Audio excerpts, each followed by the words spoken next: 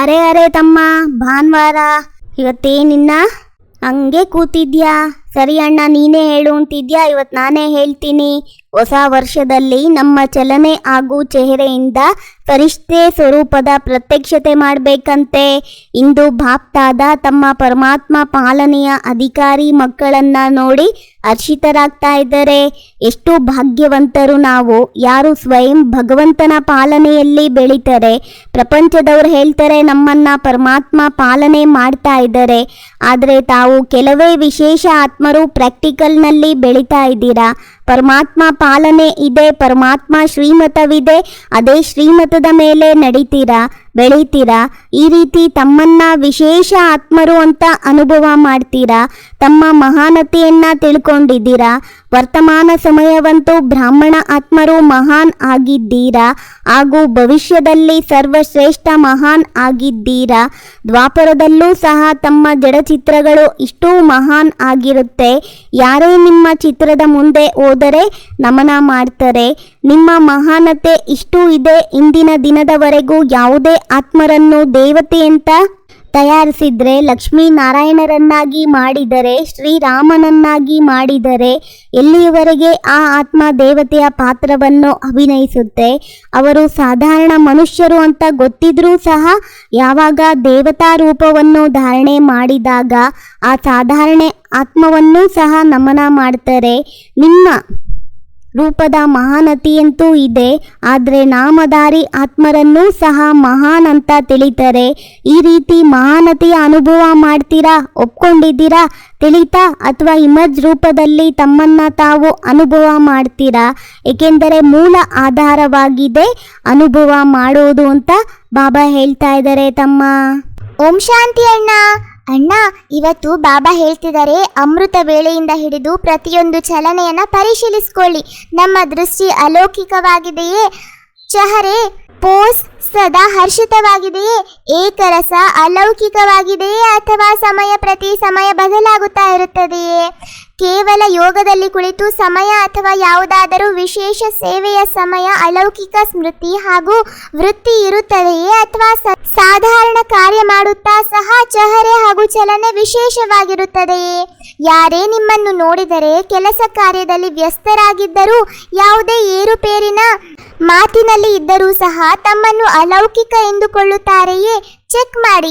ಮಾತು, ಚಲನೆ, ಚಹರೆ ಸಾಧಾರಣ ಕಾರ್ಯದಲ್ಲಿಯೂ ಸಹ ಭಿನ್ನ ಹಾಗೂ ಪ್ರಿಯ ಅನುಭವವಾಗುತ್ತದೆಯೇ?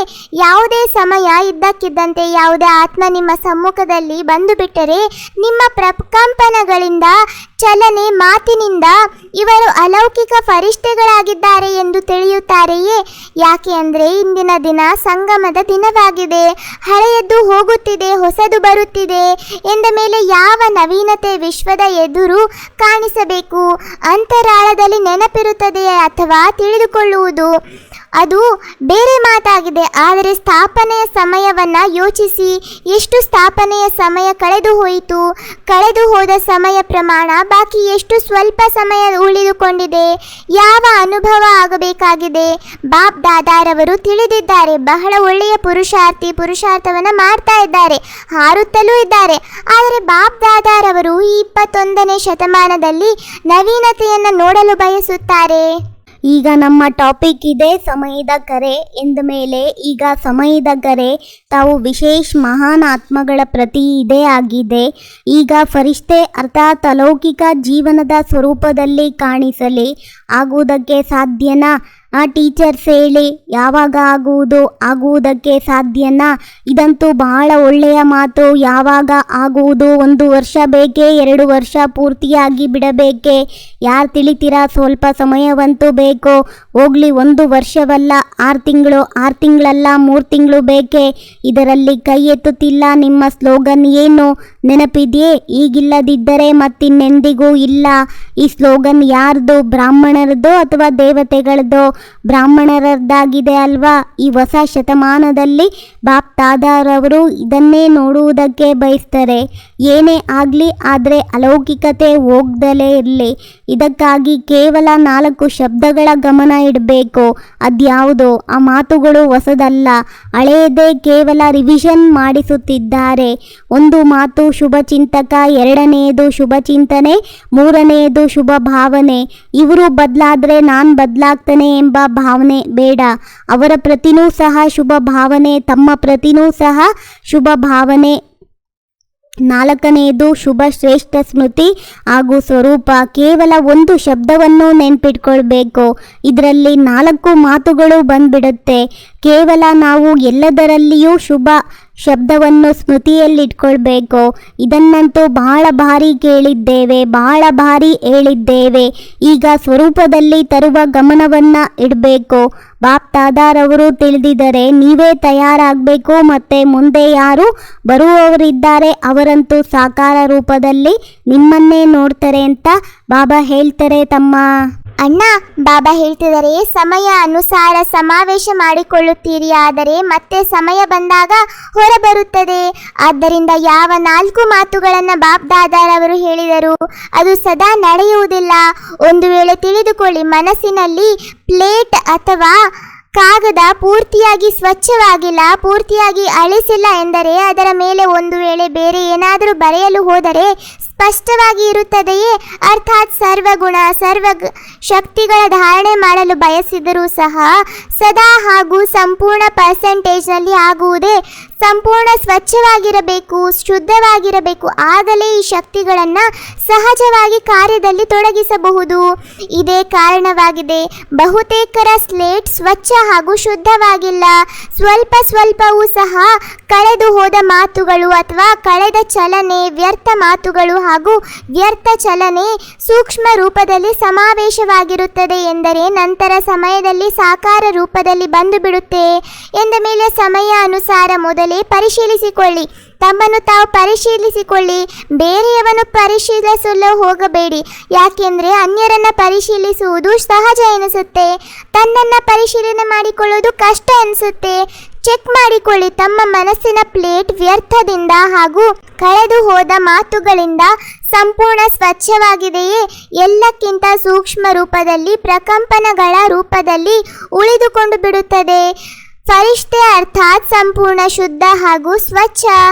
ಗಾಯನ ಇದೆ, ಪರಮಾತ್ಮನಿಗೆ ಸಾವಿರಾರು ಕಣ್ಣುಗಳು, ಲಕ್ಷಾಂತರ ಕಣ್ಣುಗಳು, ಲಕ್ಷಾಂತರ ಕಿವಿಗಳು ಇದೆ.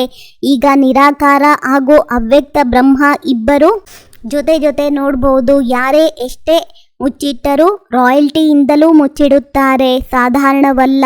ಹುಡುಗಾಟಿಕೆ ಒಂದು ದೊಡ್ಡ ರೂಪದಲ್ಲಿರುತ್ತೆ, ಇನ್ನೊಂದು ಸೂಕ್ಷ್ಮ ರೂಪದಲ್ಲಿರುತ್ತೆ. ಶಬ್ದ ಎರಡರಲ್ಲಿಯೂ ಒಂದೇ ಆಗಿದೆ. ಎಲ್ಲವೂ ನಡೆಯುತ್ತೆ. ಏನಾಗುತ್ತದೆ ಅಂತ ನೋಡಿದ್ದೀವಿ, ಏನೂ ಆಗೋದಿಲ್ಲ. ಈಗಂತೂ ನಡೆಸಿ ನಂತರ ನೋಡಲಾಗುವುದು. ಇದು ಹುಡುಗಾಟಿಕೆಯ ಸಂಕಲ್ಪಗಳು. ಬಾಪ್ ದಾದಾರವರು ಬೇಕಾದರೆ ಎಲ್ಲರಿಗೂ ಹೇಳಬಹುದು, ಆದರೆ ನೀವು ಹೇಳುತ್ತೀರಲ್ಲವೇ ಸ್ವಲ್ಪ ಮರ್ಯಾದೆಯನ್ನು ಉಳಿಸಿ ಎಂದು. ಎಂದ ಮೇಲೆ ಬಾಪ್ ದಾದಾರವರು ಸಹ ಮರ್ಯಾದೆಯನ್ನು ಉಳಿಸ್ತಾರೆ. ಆದರೆ ಈ ಹುಡುಗಾಟಿಕೆ ಪುರುಷಾರ್ಥವನ್ನು ತೀವ್ರವನ್ನಾಗಿ ಮಾಡಲು ಸಾಧ್ಯವಿಲ್ಲ, ಪಾಸ್ವಿಧಾನರ್ ಮಾಡಲು ಸಾಧ್ಯವಿಲ್ಲ. ಹೀಗೆ ಸ್ವಯಂ ಯೋಚಿಸುತ್ತೀರಲ್ಲವೇ, ಎಲ್ಲವೂ ನಡೆಯುತ್ತದೆ, ರಿಸಲ್ಟ್ನಲ್ಲಿ ನಡೆದು ಬಿಡುತ್ತದೆ, ಆದರೆ ಆರಲು ಸಾಧ್ಯವಿಲ್ಲ. ಕೇಳಿದ್ರಲ್ವಾ, ಯಾವ 2 ಮಾತುಗಳನ್ನು ನೋಡಿದ್ರೋ ಪರಿವರ್ತನೆಯಲ್ಲಿ ಯಾವುದಾದರೂ ಒಂದು ರೂಪದಲ್ಲಿ ಪ್ರತಿಯೊಬ್ಬರಲ್ಲಿಯೂ ಬೇರೆ ಬೇರೆ ರೂಪದ ಹುಡುಗಾಟಿಕೆ ಇದೆ. ಆ ಸಮಯ ಬಾಪ್ ದಾದಾರವರು ಮುಗುಳ್ನಗ್ತಾರೆ. ಮಕ್ಕಳು ಹೇಳ್ತಾರೆ, ನೋಡೋಣ ಏನಾಗತ್ತೆ. ಬಾಪ್ ದಾದಾರವರು ಸಹ ಹೇಳ್ತಾರೆ, ಏನಾಗುವುದು ನೀವೇ ನೋಡಿಕೊಳ್ಳಿ. ಇಂದು ಇದನ್ನು ಏಕೆ ಹೇಳುತ್ತಿದ್ದೇವೆ? ಏಕೆಂದರೆ ಬಯಸಿ ಅಥವಾ ಬಯಸದಿರಿ, ಬಲವಂತವಾಗಿಯಾದರೂ ನಿಮ್ಮನ್ನು ತಯಾರಿಸಲೇಬೇಕು ಹಾಗೂ ನೀವು ತಯಾರಾಗಬೇಕು. ಇಂದು ಸ್ವಲ್ಪ ಕಠಿಣವಾಗಿ ಹೇಳಿದ್ದೇವೆ, ಏಕೆಂದರೆ ನೀವು ಯೋಜನೆಗಳನ್ನು ತಯಾರಿಸುತ್ತಿರುವಿರಿ. ಇದನ್ನು ಮಾಡುತ್ತೇವೆ, ಅದನ್ನು ಮಾಡುತ್ತೇವೆ, ಆದರೆ ಕಾರಣದ ನಿವಾರಣೆ ಆಗುವುದಿಲ್ಲ ಎಂದರೆ ಟೆಂಪರ್ವರಿ ಆಗಿಬಿಡುತ್ತದೆ. ನಂತರ ಯಾವುದೇ ಮಾತು ಬಂದು ಬಿಟ್ಟರೆ ಹೇಳುತ್ತೀರಿ, ಮಾತೇ ಈ ರೀತಿ ಇತ್ತು ಅಲ್ವೇ, ಕಾರಣವೇ ಈ ರೀತಿ ಇತ್ತು, ನನ್ನ ಲೆಕ್ಕಾಚಾರವೇ ಈ ರೀತಿ ಇದೆ, ಆದ್ದರಿಂದ ತಯಾರಾಗಲೇಬೇಕು. ಒಪ್ಪಿಗೆ ಇದೆ ಅಲ್ವೇ? ಶಿಕ್ಷಕಿಯರಿಗೆ ಒಪ್ಪಿಗೆ ಇದೆಯೇ? ವಿದೇಶಿಯರೇ ಒಪ್ಪಿಗೆ ಇದೆಯೇ? ಬಾಪ್ತಾದ ಹೇಳ್ತಾರೆ ಆಗಲೇಬೇಕು, ನಂತರ ಹೊಸ ಶತಮಾನದಲ್ಲಿ ಆಗಿಬಿಟ್ಟೆವು ಅಂತ ತಿಳಿತೀರಾ ಅಂತ ಬಾಬಾ ಹೇಳ್ತಿದ್ದಾರೆ ತಮ್ಮ. ಅಣ್ಣ, ಬಾಬಾ ನಮ್ಮೆಲ್ಲರಿಗೂ ವರದಾನ ಕೊಟ್ಟಿದ್ದಾರೆ. ಸ್ವಯಂನ ಚಕ್ರವನ್ನ ತಿಳಿದು ಜ್ಞಾನಿ ಆತ್ಮರಾಗುವ ಪ್ರಭುವಿನ ಪ್ರಿಯ ಭವ. ಈ ಸೃಷ್ಟಿ ಚಕ್ರದಲ್ಲಿ ಆತ್ಮದ ಏನೇನು ಪಾತ್ರವಿದೆ ಅದನ್ನು ತಿಳಿದು ಅರ್ಥಾತ್ ಸ್ವದರ್ಶನ ಚಕ್ರಧಾರಿಯಾಗುವುದು. ಇಡೀ ಚಕ್ರದ ಜ್ಞಾನವನ್ನ ಬುದ್ಧಿಯಲ್ಲಿಟ್ಟುಕೊಂಡು ಯಥಾರ್ಥ ರೀತಿಯಲ್ಲಿ ಧಾರಣೆ ಮಾಡುವುದೇ ಸ್ವದರ್ಶನ ಚಕ್ರವನ್ನ ತಿರುಗಿಸುವುದಾಗಿದೆ. ಸ್ವಯಂನ ಚಕ್ರವನ್ನ ತಿಳಿಯುವುದು ಅರ್ಥಾತ್ ಜ್ಞಾನಿ ಆತ್ಮರಾಗುವುದು. ಇಂತಹ ಜ್ಞಾನಿ ಆತ್ಮನೇ ಪ್ರಭುವಿನ ಪ್ರಿಯರಾಗಿದ್ದಾರೆ. ಅವರ ಮುಂದೆ ಮಾಯೆಯು ನಿಲ್ಲಲು ಸಾಧ್ಯವಿಲ್ಲ. ಈ ಸ್ವದರ್ಶನ ಚಕ್ರವೇ ಭವಿಷ್ಯದಲ್ಲಿ ಚಕ್ರವರ್ತಿ ರಾಜರನ್ನಾಗಿ ಮಾಡಿಬಿಡುತ್ತೆ. ಅಣ್ಣ, ಇಂದಿನ ಸ್ಲೋಗನ್ ಆಗಿದೆ, ಪ್ರತಿಯೊಂದು ಮಗುವು ತಂದೆಯ ಸಮಾನ ಪ್ರತ್ಯಕ್ಷ ಪ್ರಮಾಣವಾದರೆ ಪ್ರಜೆಗಳು ಬಹಳ ಬೇಗನೆ ತಯಾರಾಗುತ್ತಾರೆ. ನಿಮ್ಮೆಲ್ಲರಿಗೂ ಈ ಅಣ್ಣ ತಮ್ಮನ ಮುರುಳಿಯ ಕಾನ್ವರ್ಸೇಷನ್ ಇಷ್ಟ ಆಗಿದ್ರೆ ಲೈಕ್ ಮಾಡಿ, ಶೇರ್ ಮಾಡಿ ಹಾಗೂ ಈ ಚಾನಲನ್ನು ಸಬ್ಸ್ಕ್ರೈಬ್ ಆಗೋದನ್ನು ಮರಿಬೇಡಿ. ಓಂ ಶಾಂತಿ.